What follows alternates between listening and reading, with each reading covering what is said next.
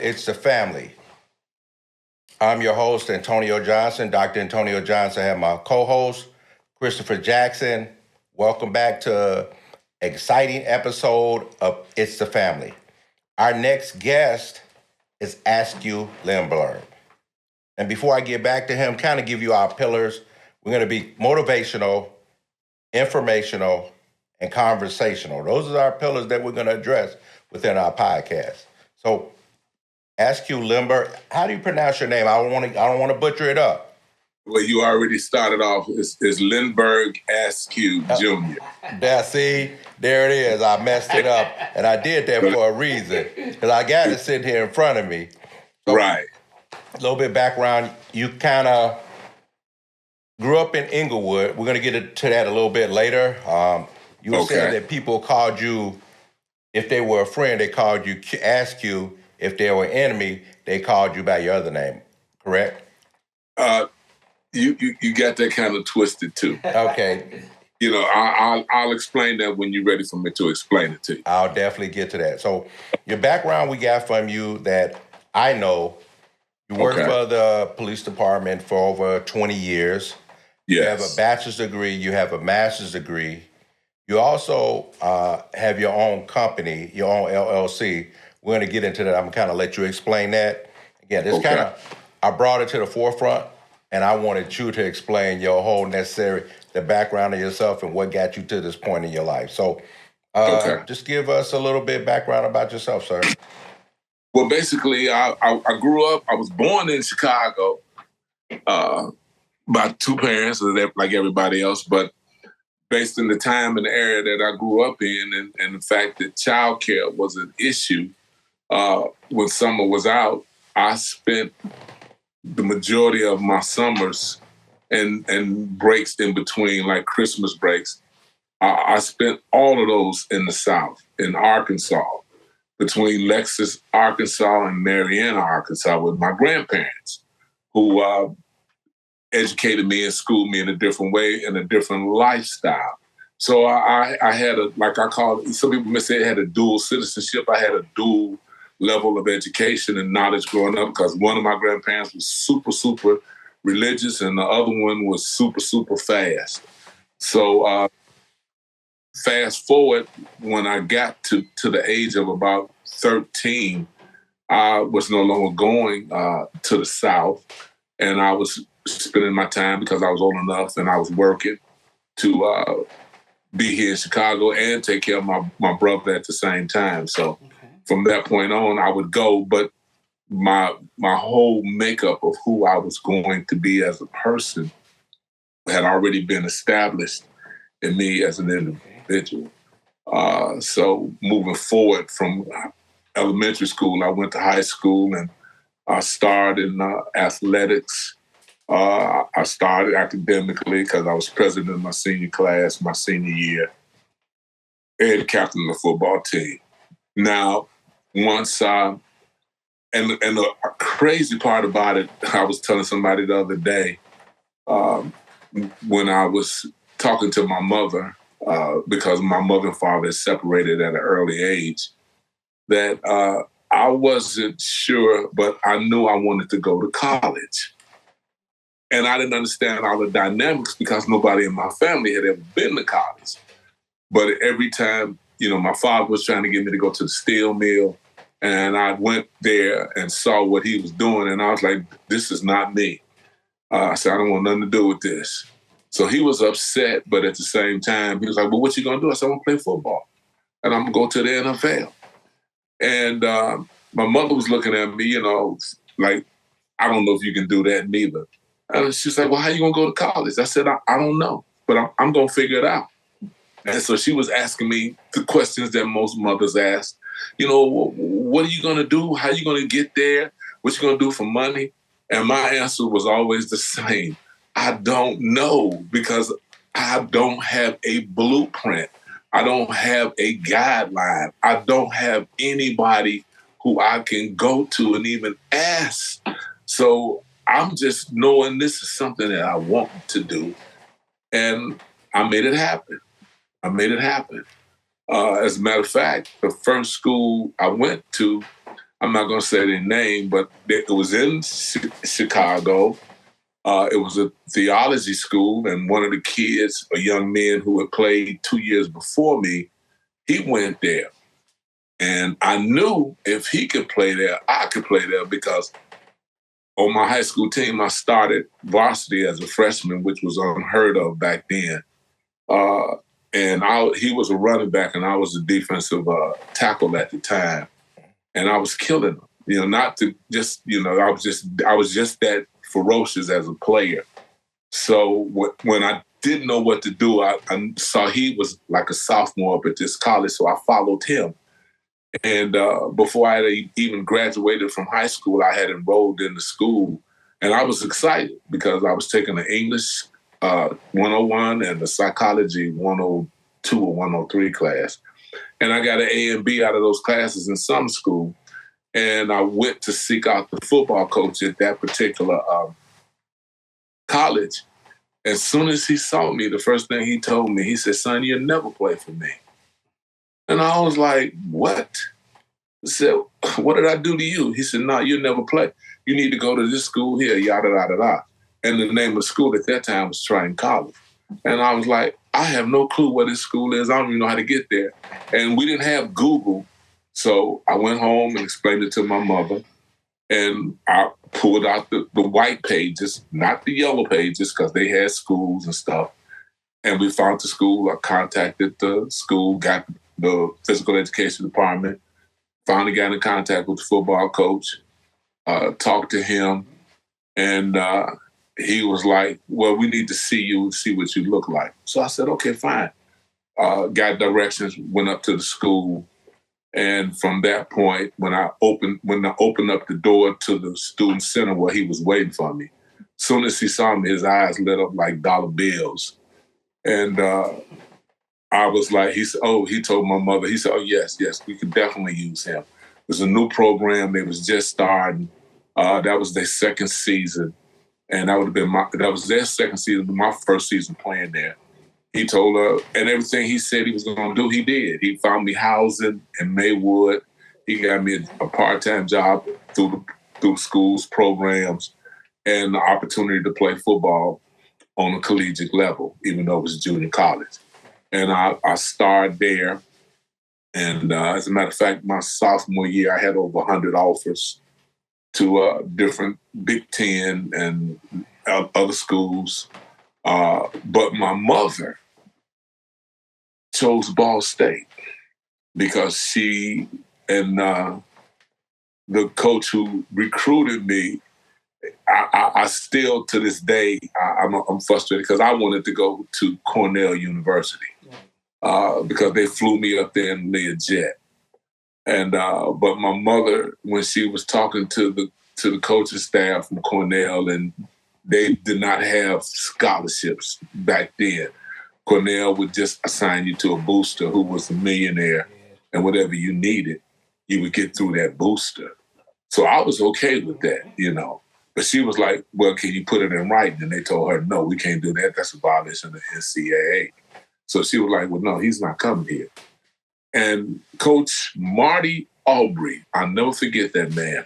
He came to my house to recruit me from Ball State, which I had no interest in. And she was making sweet potato pies. Now, me personally, I am not a sweet potato pie. You have to have a serious sweet potato pie for me to like it. Mm-hmm. My mother's, as far as me personally was concerned, was marginal. Everybody craved them. I loved her cakes, but I did not like her sweet potato pies. And I didn't eat her sweet potato pies. This coach, he was white. He never had a sweet potato pie. He only ate pumpkin pie. So when she gave him a taste of that sweet potato pie, that man lost his mind in my kitchen. And I'm looking at him and how he ranting and raving around here, and she was looking at him. And after, but she kept a poker face the whole time he was there. And he asked her to make him a pie. He would pay for it. And she told him, okay. And after he left, she said, "That's where you're going to school." And I was like, "Really? Why?" She said, "Because I like his demeanor. I like his attitude. They're going to give you a full scholarship, and they're going to make sure you get your education. And they were true to their words. You know, I graduated from Ball State. As a matter of fact, they helped me get into Northern later on after I had been coaching to work on my master's degree at Northern Illinois. So I have nothing but fond memories of Marty Aubrey and Coach McClain and Coach Mallory, who were the college coaches who were under Woody Hayes' umbrella. So I'm part of his tree of coaches when I was coaching. I don't know where you to go from here, though. Oh, that's crazy. Like, let me bring clarity, Mr. Askew. Yes, thank you. You know, I had to bring that levity because I wanted you to explain it because you have your name is crazy. It's crazy good. So I wanted you to kind of give an introduction to your name and where you got it from. But well, that's more about my name. My name is Lindbergh Askew Jr. So you know I was named after my father. And I emphasize the junior because when you're Black and you tell people your name is Lindbergh Askew Jr., the first thing people want to know, other Black people, they look at you and they say, who named you? So I'm like, I just told you, my name is Lindbergh Askew Jr., so who you think named me? I was named after my father. Yeah. Now, my father's mother, because my father was born in 1927, Charles Lindbergh was flying over the Atlantic Ocean. And once she had him, she took his last name and made that my father's first name. And since I was his firstborn, he made me Lindbergh Jr. And my firstborn, I made Lindbergh Askew III. So there was three of us running around here at the same time. So you went from football. How did you go to the police department? That's what I is in my mind. Like, how did that happen? That's a great transition. I was working in the Gary school system, and I was teaching, and I was a full-time sub, and I was trying to get full-time, and this was right before I got my master's or working on my master's. So I'm working in the Gary school system because I had did my internship in Gary.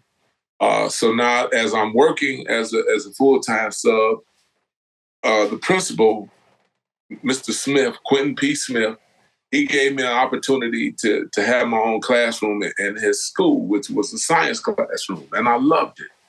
And I was doing, I was educating the kids, and I was I was rough because all my tests were open. They wasn't open book tests. They was like it was no multiple choice. Either you knew the answers or you did not know the answers. So it was like, no, this is science, and you're gonna learn this. You know, you're gonna swim and you're gonna die. But I'm here to help you. I'm not gonna let you fail. And so my students were really getting active, and they were getting into it. And halfway through the school year, and I was involved in it because it was like halfway through the school year. He called me, Mr. Smith called me down to the office and said that this young man was coming back who had went to school to be a dentist, and he flunked out of dentistry, but he already had his master's. So I was the low man on the totem pole, so I got knocked out of my classroom. So I had to go back to full-time subbing. So when I went back to full-time subbing, those kids were near and dear to me in that classroom. So I would always, different times run by and peek and see what they were doing in the classroom. And I was so disheartened because I would see him there reading the newspaper in a science classroom, and they would be back there talking, playing checkers, chess, cards, everything but getting an education because he did not care. And I was frustrated. And a friend of mine who has passed asked me to take the test for the police department. And the first time I told him no, I didn't want to be the police. So he said, well, just take the test anyway. So I said, okay. We took the test. I was on the list back in this was like 1980. 80, we took the test in 80 and the list came out, I think like 84, 85. And I deferred it. I said, no, I don't want to be on it. So then it came back up again. And when it came back up the second time, I was like, my life had changed. I had got married. I had 2 boys. I needed health benefits. So they asked me that I want to stay on this list or take the test again since I was on the list. This is where it gets tricky because I said, okay, I'm going to stay on the list and I'm going to take this job. So they had me go through all kind of hoops. Mm-hmm. You know, the first thing they told me was that my license was suspended. And they were correct. They had suspended my license in Springfield. So I had to call. I was calling Springfield every day trying to get some help because they gave me a window that I had to have this done before December, like 26th, that was the day I was supposed to go into the academy, the day after Christmas. So I started calling when I found out it was like 1st of December. So to show you how God works, and with my name being as unique as it is, I would always identify myself when I would call to Springfield and say, this is Lindbergh Askew. I need some help trying to get my license issues straightened out. And it was the same receptionist every day who answered the phone. And that Friday, she said, young man, she said, I've been listening to you for the last 5 days. Call here, trying to get your license. What are you trying to do? And I explained to her what the situation was, how I was working in Gary, but I had opportunity to get a job on the police force. But yet they said my license is suspended. It was for a truck that I had asked them to take the plates off. And they took the plates off the truck, but they suspended my license and I have another vehicle that I'm driving. So I don't understand why did they do that. So she said, don't worry about it. Less than 15 minutes later, she had the whole issue resolved. So I had my license. So I was like, okay. Fast forward. Yeah. So now, before I go in, I get a letter. I get a letter in the mail, certified letter in the mail. When I get it, I sign for it. I open it up. There's nothing in the envelope. It's a blank envelope. So I'm looking at the blank envelope, and it's like 3:00. So I call my friend, one of my best friends, who's a fireman, and I explained to him, you know, it's like, I just got this envelope in the mail, certified mail, and it had nothing in it. He said, well, what are you going to do? I said, that's why I called you. I don't know what I should do. And I can't use the superlatives that he said because we both grew up in Englewood. And I don't know who's going to see this. He said, you better get your A down there and find out what letter was in there. He said, you just think because your name is Lindbergh Askew, they don't know that your zip code is 60636 and that you live in Englewood. Right. He said, they know what they're doing.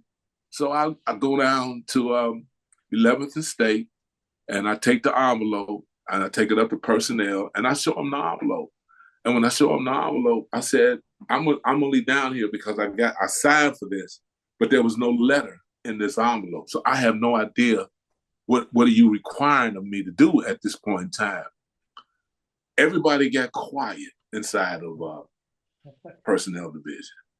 And I'm looking, I said, okay, y'all want some shit. So that guy said, well, we just wanted to know if you still were interested in the job. And that was the letter that was in there. I said, oh, really? I said, well, I never received it. And yes, I am. They said, okay, fine. Well, now that we know that, we got to say, are you sure you don't need me to sign anything? Right. They said, no, we was just double checking. I said, okay. And then a week later, I started the academy. Crazy. Okay. It sounds like your entering the police department took longer than your actual career. It's crazy. Give me a funny story or something that you could talk about now that you probably couldn't talk about then, if you care to share.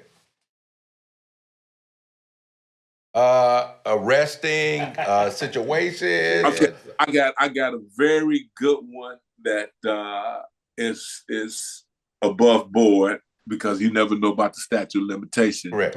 On things. But I had a situation where it really wasn't even my call. It was someone else's call. It was a disturbance in the senior building. I think that was 6655 West 65th Street. It was a senior building. And it was a slow day.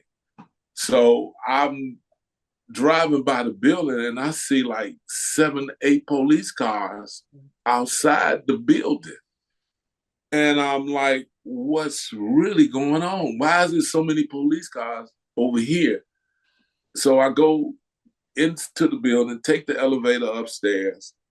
And as soon as the elevator doors open up, I see, at that time, it was based on seniority. So it had a lot of females working days because they had the seniority.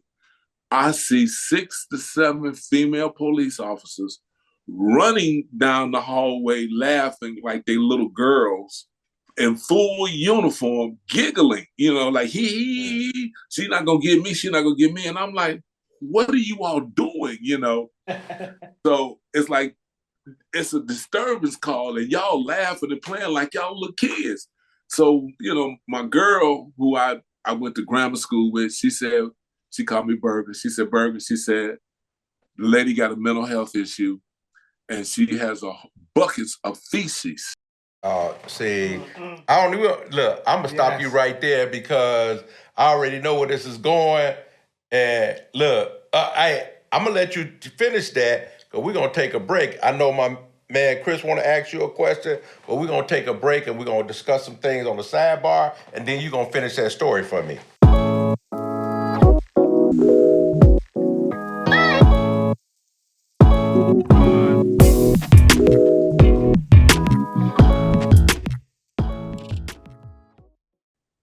Okay. So get back to the feces, bro. Okay, so now, as they're running up and down the hallway, me being a former football player, jock, dude, policeman, attitude, I'm like, this can't be that bad. So as I'm walking down the hallway, I'm stepping in liquid feces, okay? Mm. So now it's like, okay, I don't have, but to show you how good God is, when I was a kid, I used to ice skate and I played hockey. So even though I'm a big person in size to most of them, my balance, I'm agile because I know how to slide and, do all that because I figure skated and I played hockey. So I'm getting to the front of this door, what this apartment door in a senior building. And at that time, we still had the Chicago Housing Authority Police Department because that was one of their buildings. And we was helping them in this particular situation. So I knocked on the door. And when I knocked on the door, senior lady, she had a bucket of feces and she slung it at me. Oh. And when she slung it at me, I was able to pivot and slide and get out the way, And I was like, okay, now I see what I'm dealing with. She's serious about this, So now I knocked on the door again and she threw some more at me and I slid, got out the way. And knocked on the door again. She did the same thing. And so now, she was like, I got her agitated because she couldn't hit me. Mm-hmm. But she wanted to throw this stuff all over me. So, and we're in the middle of the hallway. So as, now she's hesitant about throwing it because she want to make sure she get me. She really want to get me. And all the other officers, they standing way, way back. But this housing authority officer, he came around to the backside, so he was behind her doorway. And I was just telling him to stay back, don't come up, So what happened was I was trying to coax her to come into the hallway. So So I finally got her to come out into the hallway. And when she came into the hallway, he saw she had the bucket. He literally ran, and as he was trying to slow down and stop, I guess he never was an ice skater. So he started sliding, and as he started sliding, she was trying to throw the bucket on me, but he hit the bucket and knocked the bucket out of her hand. So now when he knocked the bucket out of her hand, I immediately grabbed her. And when I grabbed her, my hand slid down her whole arm because she had, like they say, you covered in the blood of Jesus. Yeah. She covered her whole body in feces. I thought you were gonna say she had her body covered up with some baby oil. No, she had it covered up with feces. Her feces. So my hand was sliding down her arm, and I was like, she took her other arm and put it in my chest. Oh. You know? So now my whole uniform is gone. You know, I got human feces all across my chest. I got it in my hand. So I took my hand and pushed her head into the wall until I could get the other ladies to come down there and cuff her. So now we go to St. Bernard Hospital, and you know, she's got a mental health issue. Right. You know? She got this stuff is over every wall in her apartment. You know, every wall, and so now my uniform is trash. So you know, they gave me a tetanus shot. Everybody knows what's going on in the station. So they give me what is the frocks or whatever they call those, the outfits that they wear in the hospital, not the hospital gown, but they gave me an outfit to put on because my uniform, pants and the shirt, it was all gone. Yeah, scrubs. Yeah, they gave me some scrubs. So I put the scrubs on. I pinned my badge on the top of the scrub where the pocket was and put my gun on and went back to the station.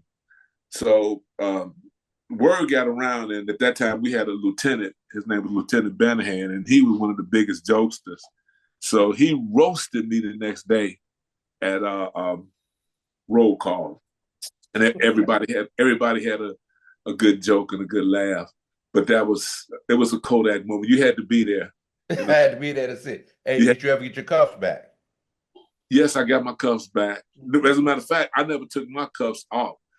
We used somebody else's cuffs. I got you. But I didn't use my cuffs. I used somebody else's because I had to make sure I held her to that wall. Right. So I'm not taking. And my hands was full of human feces, you know, from her body, you know. And I was like, but I had to make sure I kept her there. And they came and cuffed her, and then, like I said, we took her to the seminars for evaluation. And yes, she definitely had some mental health issues. All right, thank you. First, I want to thank you for the wonderful years you served as a Chicago police officer, you know, protecting us in the city, especially in our area of Englewood. Yes. And if you was able to talk to like some kids from Englewood, you know, what can we say to motivate them and try to get them off the street and get them doing something like a similar career like that into sports or just like into like a serving like working on a police department or going to college. Well, I did all of that, as a matter of fact. Yes. I had started, I was one of the founding fathers of a Southside football cheerleader organization. It was called the Blitz. We formed that back in 2003. We started it in 2002. And we had our first game and first outcoming, you know, in 2003, where we fielded 4 teams of boys between the ages of like 5 to 14. None of them in high school. They had certain weight restrictions, and we had 100 boys, and we had 44 cheerleaders. So our first year we had 144 kids, and our emphasis was on academics and exercise and excellence. And from that organization where I led it for probably into about 2010, we've had hundreds of young men and women to go to school. As a matter of fact, one of the young ladies who started the program, I know for a fact she's a lawyer. Oh. And she was one of the first cheerleaders that we had. One of the young men right now, I know he's a police officer, and I've had several young men to get to the not for long leg, the NFL, and have careers there.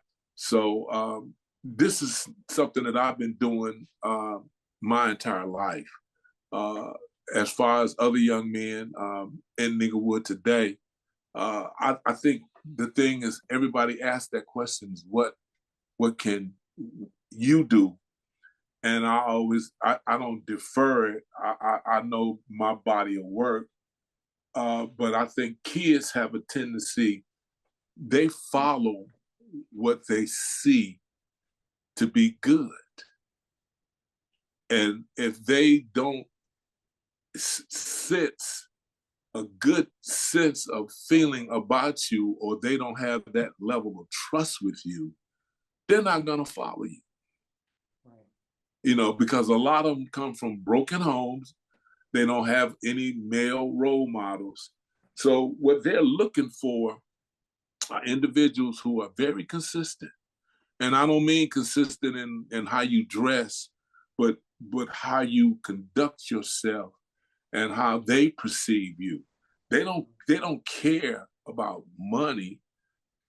They care about what's your perception and how do you act when you're around them? And are you looking at them as if you are their equal, or are you looking at them as if you're better than them, or are you looking at them as if they're beneath you? And everybody wants to be treated the same. So it's a difficult situation today because most of these young men have never seen their fathers. They have no idea. And I used to talk to them even when I was locking them up. A lot of times I would ask them, we would have these heart-to-heart conversations. And I had one young man tell me, I said, do you know who your father is? And he said, officer, he said, I'm going to be honest with you. He said, my father could be sitting down here talking to me right now. He said, I have no clue who he is. So one of the things we have to do as men, we have to step up. Right. And it don't have to be your biological son for you to be important in somebody's life. Right. And that's something that I think we miss out on. It's saying, well, I didn't do it. He ain't my seed, but we all from the same tribe. So, if you're from the same tribe, what I mean from the same tribe, we're the same race of people. Right. And there go I through the grace of God. Oh, yeah, so I'm saying that to say that this is something, as a man, just be who you are and just be consistent and be true. And I tell people all the time, and I know Tony has probably heard me say, Dr. Tony, I say, man, I'm not new to this. I'm true to this. This is what I do. Yeah, it is. Oh, yeah. Yeah, this is what I do. But now when you talk about 60636, you got a whole new dynamic over there. It's not the dynamic it was when I was a kid. I know, right? It's Migrant Town. It's Migrant USA. Yes. Yeah. Oh, yeah. Yeah. Yeah, but I want to thank you for having the organization, the Blitz, because my son and daughter was on the Blitz from 2008, 2009. Yeah, okay. So you see. 2 years, and my daughter was on the cheerleaders. I helped. Yeah. I started that program. Yeah, right over there off 83rd and Hayes Park. 83rd and Hayes Park, by Sacramento. 3rd in California. Yeah, right over there. Yes, that's the Hayes Park. Right. Yeah. I started that. Yeah, they played, I guess we call it like Pee Wee football or whatever, but it was Pop Warner football. Yeah, yes, sir. Yes, sir. Yes, I remember that. No, I can say now they both graduates from Loyola Chicago University. See what I'm saying? My daughter's in her like 4th year of medical school. So yeah, so it was a good program. It's still going. It's still going. I see it there when I go through that area. So yeah. Yeah. And that was the whole thing. And I remember because of my background, because with me being a grad assistant at Northern and also being a grad assistant at Ball State where I also played at, I wanted to we played in what we played at that time, it was the Metro Youth Football League. Mm-hmm. And in that league, we were the only black team in that league. Right. So we would go to other parks because these were suburban areas that we were playing. It wasn't from the city of Chicago, Right. like Frankfurt, Lansing, Right. all the surrounding suburban areas. They would have ambulances from their town at the game. And I would be like, wow. I said, okay, Yes. I got to figure something out so that, I can make sure that our kids are safe when they're playing, because with football, it's a collision, contact sport. You're going to have injuries. And I didn't want the mothers who are already worried to death about their babies out there trying to kill themselves, worried about who's going to take care of my baby. So I came up with a plan. At first, I had this young lady who was a doctor, and I had her to come to the games. And then I found a couple of paramedics who worked in the fire department. I had them on reserve. And then I found this brother who was the supervising trauma nurse at Cook County Hospital. And he took over as far as the emergency medical aspect of football for me. He took that over, and he was the person that whenever a kid would get hurt, it wasn't me or any other coach or any other parent who would run out to the field to see if this kid was okay. He volunteered his time for the time he was there for all 4 games to make sure that our kids were safe and sound and getting the time. And then if something that they needed, he would have the parents bring them to Cook County Hospital where he was working at, and he would rehab them along with a couple other guys I had that was taking the kids taking them in the park, in the pool, and running them and rehabbing them in the pool and things like that. So I had that program when we had it on a whole different level, and a lot of our cohorts or counterparts in the other, like Lansing and Homewood, Flossmoor and all that, they were looking and they was like, we afraid of them because they taking this to a whole different level. And our kids' confidence was high because they knew that they were able to compete without saying that they're better than us because no. As they say, you affect one life, change another, and you've done that mission. I dominate my thing. So many times. I dominate. I like what you did because when we grew up, all those facilities and resources were not available. And yes. We commend you, my brother. We commend you. Yeah. And I still got my Bliss jersey. Oh, that's a wonderful thing. I still have it. It's like new.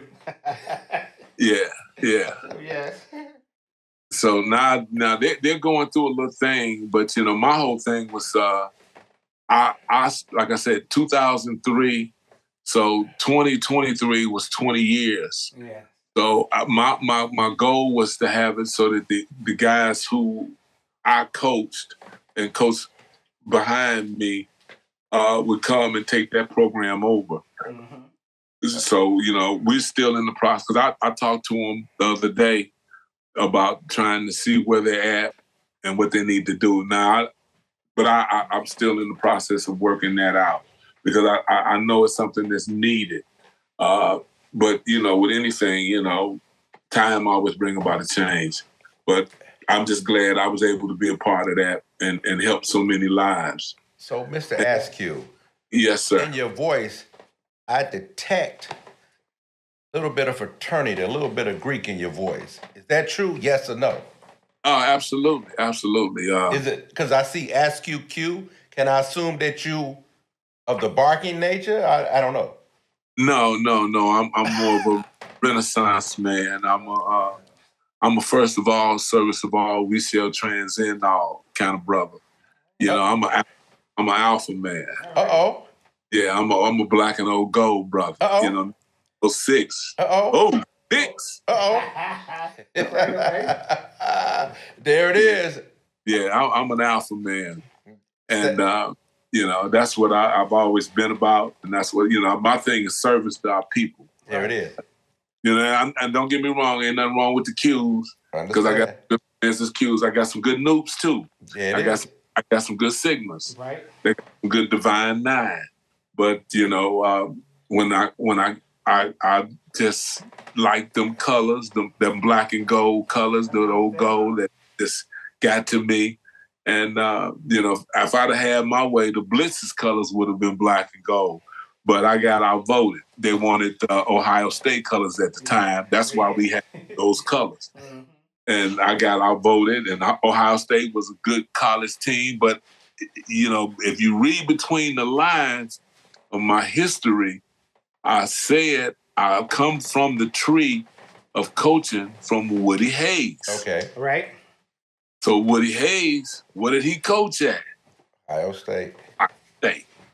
Right. So, yeah. So it's like, it's all, even though it may not have been direct, it was indirect. So I'm part of that anyway. But Woody Hayes also hit a player coming down the sideline. So he hit you that type of coach? Well, no. I learned that the mind is a terrible thing to waste. It is. I had coaches that was hazing guys, right? But I took after my coach in college, Coach McClain. Mm-hmm. And Coach McClain, I noticed that because I never got hazed when I was playing football. I felt that if you got to get hazed, then you're not motivated. Right. And you need to be inspired internally on your own because this is a very violent game. There it is. And if you can't figure that part out, then you need to step off the field. Not because you can't play, but because there's something, that switch that's in there isn't all the way on. And you're going to get yourself hurt, and you're going to get hurt bad. So I'd rather you just defer and leave than try to come out there and fake it, because you can get hurt. And I think I've had 2 hip replacements in the last 2 years. But my body is wore out. But I'm not gonna say I would do it again. I probably would have played golf. But I loved what I did when I was doing it, and I was good at it. And I just try to find ways to help individuals. And a lot of times when you help individuals, you help yourself, and you don't even know it. There it is. Yeah. And we're so happy that you've actually given us your presence, spiritual guidance in this podcast.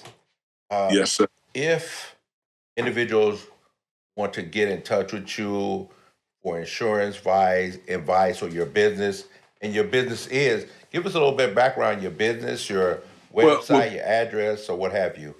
Well, basically, my business, I have to explain this to you right quick. When I was younger growing up, I used to see the guy that on TV.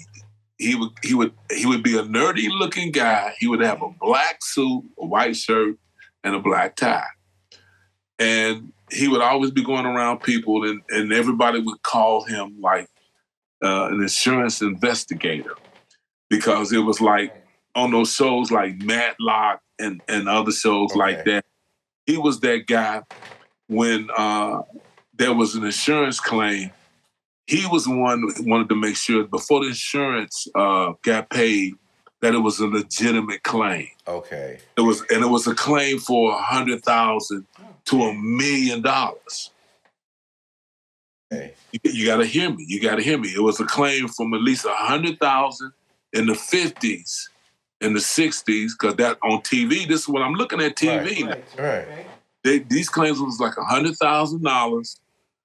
Or there was $1 million when you start getting into the 70s and 80s. Ooh. Now, I'm thinking, I remember the insurance man, because when I grew up, we had plastic on our furniture in the front room. Okay? You feeling me on this? You feeling me? Hey, we come from that time. So the only person that sat in that front room outside of holidays was strangers, and the insurance man. There it is. But now, Big Mama, her policy was only worth $2,500 or $1,200. And I'm wondering, why is it in our community we don't get this same kind of policies? I kind of rebuttal what you just said. You know how they used to have the policy guy used to come there and collect your money every month? 25 cents. It had a cousin. He passed away. They was looking for the $10,000 to bury him. They couldn't find him. Right. They had to come down on that policy guy. He got the money from somewhere, somehow, because he was going to have to take something with him. And they was able to bury my cousin. Exactly. And so my thing is that within our community, across the board, that's something that's not stressed, because it only takes one policy to change generational wealth in a family. Right. Only one. But see, the last thing I wanted people to do is basically be in a situation where, like you were just saying, Big Mama, Big Daddy, anybody passed. Now all of a sudden, here's the son who's striving to be the best son he could be. Because I talked to a couple of funeral home directors directly, and they would tell me that if a person doesn't have the money to bury him, they would keep that person on ice infinitely. Because once they bury that person, there's no way they're going to get their money back. Right. They can't recoup their money. Correct. So you got to understand the mental anguish that's going through a young man's mind that has to go out and get a loan to bury one of his parents because of, I'm just going to put it out there, their irresponsibility to be responsible enough to take care of something that they should have managed themselves while they were alive for a small stifling of what they were doing with their income. So now you tax your kids to be able to, with this burden. So now you don't create a situation where they can even begin to think about, what can I do for my son or my daughter? Because I'm busy paying off a loan that you should have had this policy in place. So I started looking into it, and I started saying that basically I needed to start helping people that, you know, that had injuries or illnesses and things of that nature. Because see, just like you, Tony, to give you a good example, the same situation with me. When you come on this job, when you get on the job, in any job, most of the time, when you say, I'm getting ready to retire, they retire your benefits also, which is your health, which is your life insurance. So now you could have said, give me 3 times as much life insurance, which is like, say, $300,000 worth of life insurance that you were paying maybe 25 cents on the dollar or whatever. But once you retire, you got it at 20 or 25. You retire in your 55 or 60s. You overweight. You probably got high blood pressure. Right. You may have a little taste of cholesterol, which is 30 years later, right? Mm-hmm. So now you got to go out and find a policy that's going to take care of you with all these different illnesses. And the underwriters know that, well, because of the fact that you're closer to the end of the road than you are at the beginning of the road, we're going to jack the price up. So what you was paying $20 or $30 for when you was 20, now you got to pay $80, $90 to $100 based on how much coverage you want and what is the purpose of you leaving? Are you trying to leave a legacy or are you trying to leave a burial? And what people don't understand, because most of the time when I talk to people, they have no clue. It's really 2 types of insurance, even though you hear about 3.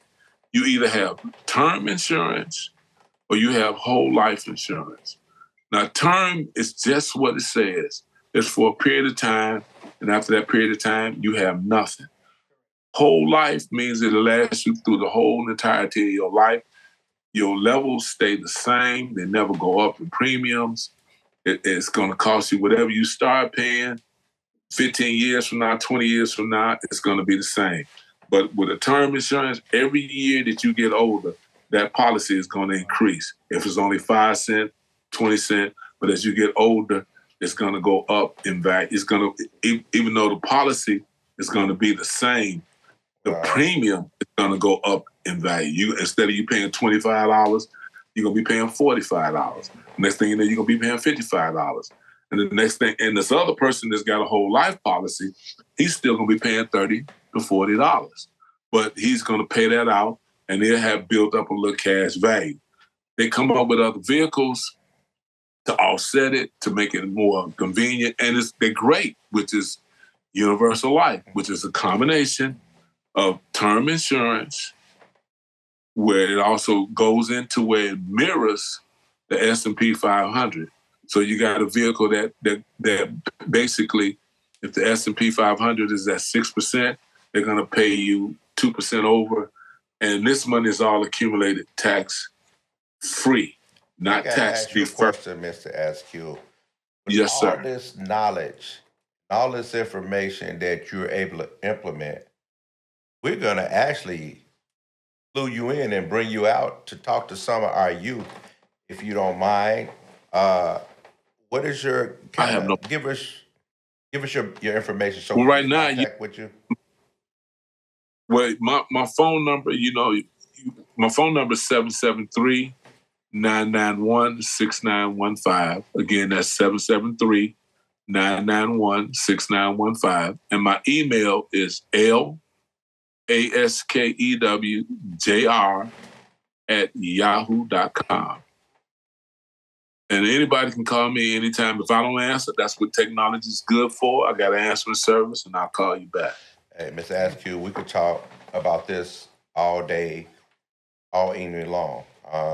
Based on the time restriction, all the information, we know you have so much to give, and we're just hanging on every word that you're saying. And we say it ain't so. Man, it's love from us. My co-host, I know we had something to say before wrapping it up with you guys. I just want to say thank you for all your service and that you did, especially like you said, the youth team, things like that. And, just looking forward to like a fruitful working with you. I appreciate that. Cause see, I don't believe in. Tony will tell you. Tony seen me around, and Tony says things to me all the time, and I say, well, Tony, I just let my body and work speak. I was always taught that your action speaks louder than words. Right. Oh, that's man. That's it. That's all. Okay, and we thank you for coming out and being a guest on Itz Da Family Podcast. I appreciate doing true to your neighborhood, and we want to thank you again.